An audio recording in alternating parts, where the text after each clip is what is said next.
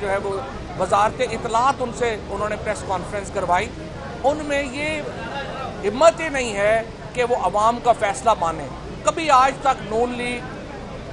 دھاندلی کے بغیر اقتدار میں آئی ہی نہیں، ان کو عادت ہی نہیں ہے کہ وہ دھاندلی کے بغیر کبھی اقتدار میں آئے ہوں، اسی روش کو وہ جاری رکھے ہوئے ہیں۔ ہم نے دیکھا ہے کہ یہ جو ووٹ ہے، اصولاً جس دن پنجاب نے اپنا فیصلہ سنا دیا تھا، اصولاً جس دن پنجاب میں 20 میں سے 15 سیٹوں کے اوپر